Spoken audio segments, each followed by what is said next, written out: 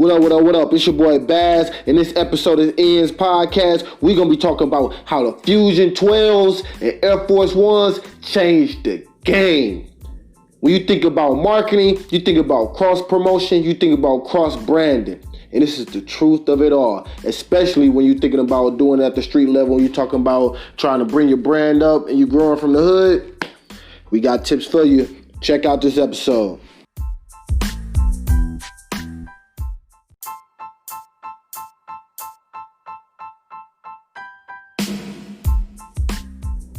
What up? It's your boy Baz, and y'all tuned in to another episode of 12's podcast.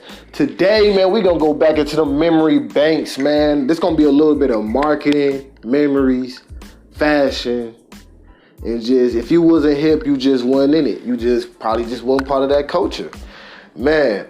But when it come down to cross branding, one company did it best. Two companies did it best, actually, Nike and Jordan. And what got this whole conversation started was I seen somebody had reposted something was saying, like, you know, back in the day, like, man, if you was in the hood, bro, you knew how important it was to have a pair of these, or how, you know, like how how important those shoes was during that time. When they had like basically like the crossovers, they had the Jordans mixed with the Air Force Ones.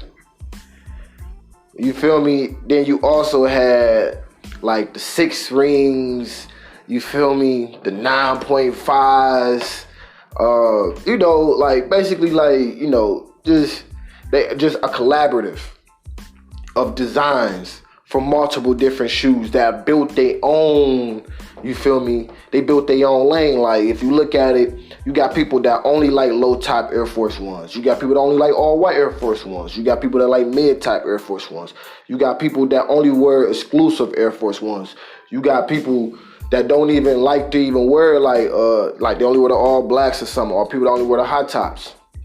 Nah, same thing when it come down to Jordan. You got people that only like the 1s, they only like the 5s, they only like the 6s, they only like the 19s or the 13s, the 12s or the 11s, the 3s, I don't know. Everybody got their own, you know. Matter of fact, chime in. We're going to take a little brief second to let y'all know. Y'all need to chime in. Let us know, what is your favorite shoe? Like, what's your favorite pair of Jordans? And what was your favorite pair of Air Force Ones? Now, let's get back to the episode.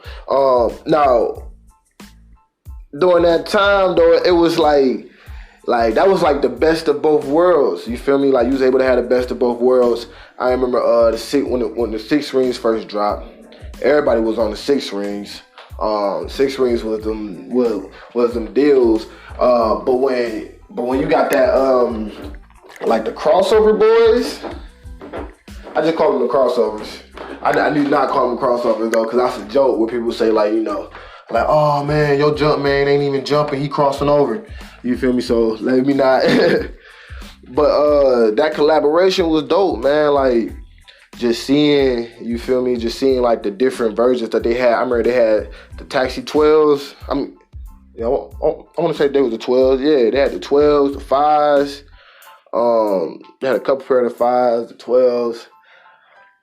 Damn, I'm trying to think what all ones they had. I just know that they came out with a few, and they was hitting like.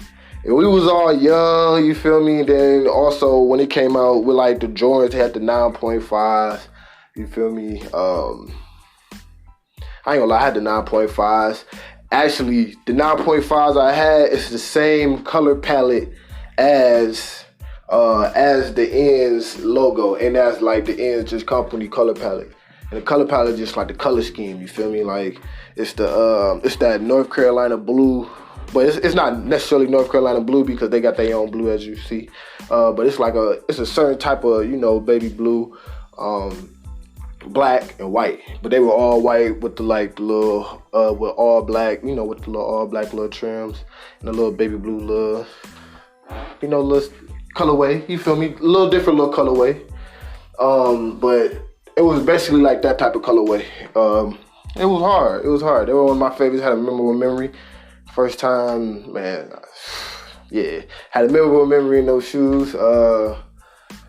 But yeah, man, and it was crazy because like nowadays you see like the Louis Vuitton, Supreme.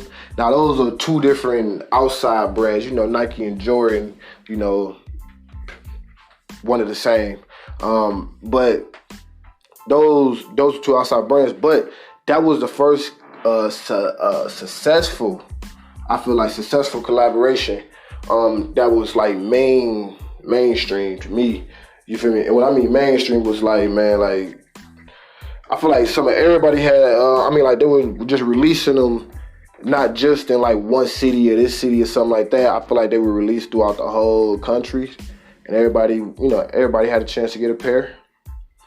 You know, so it was like the best of both worlds, because for me, I used to love Air Force Ones. You know, I like Jordans too. But yeah, I was a real big Air Force One head.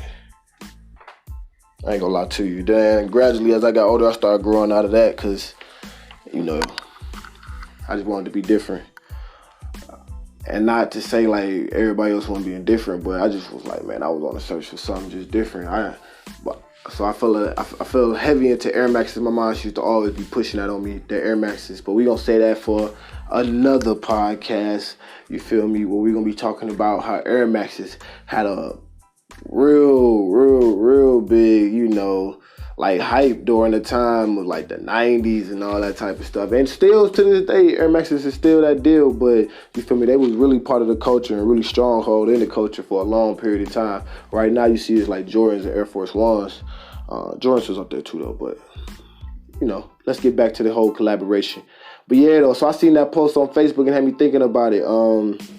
But then just to going into that, it started looking at how people look at branding nowadays. So now I'm gonna carry over to branding. Like, you look at how branding is nowadays, like, I feel like you could create more opportunities throughout like networking, but also collaboration. And I was explaining this to somebody else too, like, because collaboration go a long way. Just because you a fashion designer and I'm a fashion designer don't mean that we can't, you know, cross collab. And it don't mean that it has to be like on like the same like garment or something like that. You feel me? It could be as easily as I make hats, you make pins. Okay, well, on my hats, we gonna have like your pen on there. Like, you gonna do like a special little like a special little type of pen, like a limited edition type pen that we gonna put on the hat. Boom. So I wear your pen on my hats. We sell it like that. You feel me? We break bread the way we break bread for material, you know, put it all together. No matter, I don't know how y'all might work that out. Either you might just buy from them, the custom pieces, or that might just do it based off of sales. Who knows? But just anyway go, like how y'all strategy go, like y'all could do something as small as that. Or like even when it came down to like, you know, man, I'll start collaborating.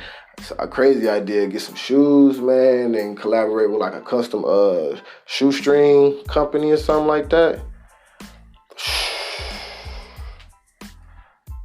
Then I had the Buzz Lightyear joints, the glow in the dark with the glow in the dark such and such shoestrings, you know, just something crazy. You feel me? But just get creative with it though. You feel me? Like, there's so many different ways you can do things, and collaboration now is starting to really become a real big success now, as people starting to see when it comes down to promotion. But when it comes down to smaller business, we don't necessarily see it like that, because we all competing for market. You feel me? So we feel like we got to solidify our brand, and we don't want to feel like, you know, basically we don't want to get overshadowed or nothing like that. We want to solidify our brands first when you think it from a small business aspect of it.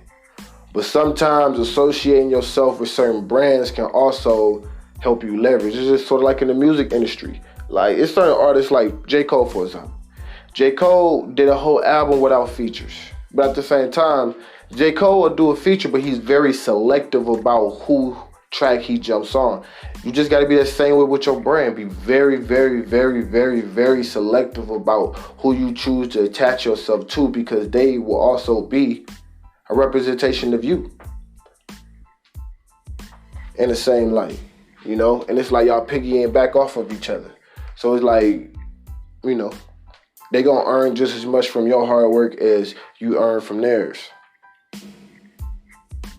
But yeah, I ain't gonna go, too deep into it, man. Let me know, what was your favorite pair of shoes, man?